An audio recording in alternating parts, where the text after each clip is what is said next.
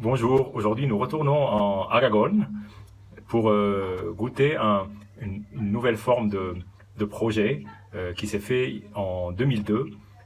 En tout cas, le premier millésime a vu le jour en 2002, donc nous sommes encore sur une bodega assez jeune.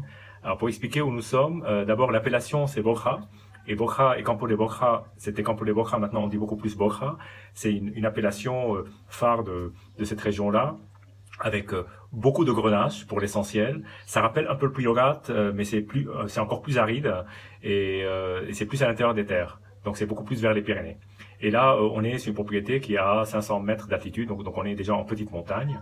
Mais on va faire quand même un pont vers l'Australie, figurez-vous, parce qu'en Australie, il y a un vigneron qui s'appelle Chris Ringland, et Chris Ringland a créé tout un tout un vignoble de Syrah pour lequel il est devenu justement célèbre parce que ses vins sont exceptionnels, d'ailleurs assez rares.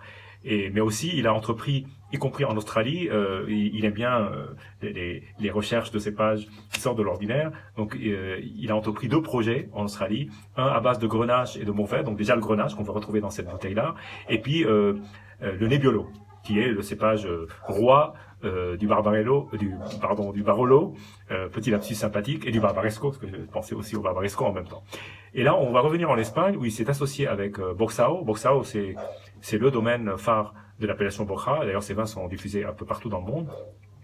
Et il s'est associé avec Boxao et deux, trois autres personnes pour créer de rien un vignoble.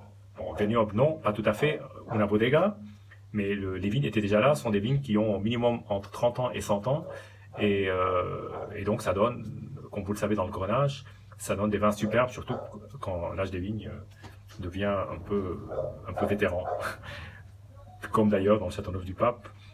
Donc là on est, et dans le Priorat d'ailleurs, on trouve de très vieilles vignes de grenache.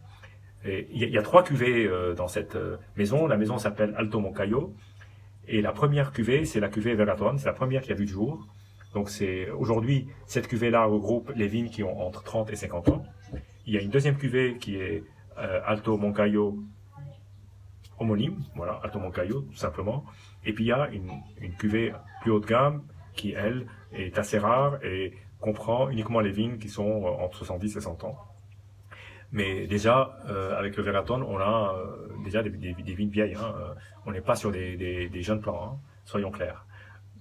Qu'est-ce qu'on peut dire d'autre de ce vin? Donc il passe dans le bois, alors mélange de bois américain, bois français. Cette cuvée-là doit passer 16 mois. Ensuite, en fonction de l'âge des vignes, ça peut aller jusqu'à 24 mois. Là, on est sur du 2013, qui a été mis en bouteille en 2015 et mis sur le marché en 2015-2016. Donc là, on est sur un vin qui a déjà 4-5 ans de bouteille. Donc c'est intéressant de le déguster dans ces conditions-là. Donc on va déjà regarder la robe. Alors je l'ai carafé et je l'ai légèrement rafraîchi parce on quitte quand même à 15 degrés et demi, ce qui est costaud. Comme on est en plein été, même si c'est le soir, il faut faire quand même attention parce que sinon le vin peut monter à la tête. Et en tout état de cause, là on a une vraie robe noire, mais un fond évolué. C'est déjà un vin dont la robe a pris des teintes brunâtres et avec des reflets orangés. Il n'y a plus trop de ce rouge grenache qu'on peut trouver dans des vins jeunes. Donc c'est un vin qui a vécu. Alors au nez, on ressent, en tout cas on perçoit, parce que le nez est pas si puissant que ça. Hein. On se serait attendu à un nez plus voluptueux. Là, c'est un nez plutôt discret. Et on est surtout sur des fruits noirs, peut-être un peu de cerise, mais surtout fruits noirs, cassis, myrtille, et très légèrement confiturés.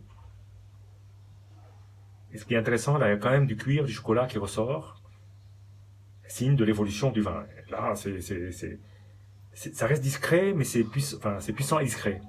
C'est-à-dire qu'on sent les arômes monter, mais ils n'arrivent pas à vous en mettre plein le nez.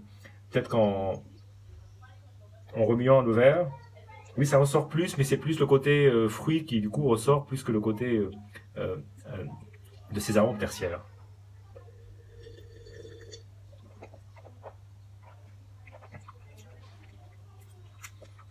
Une très belle attaque sur le fruit. Et là, ce qui frappe, c'est cette fin légèrement fumée, très discrète. C'est pas le bois, mais c'est plutôt un fumé cendré. et c'est un vin qui remplit la bouche avec un peu de chaleur, mais cette chaleur est agréable et en tout cas, elle me plaît beaucoup. Et c'est une très belle longueur en bouche. Très très beau vin. À bientôt et santé.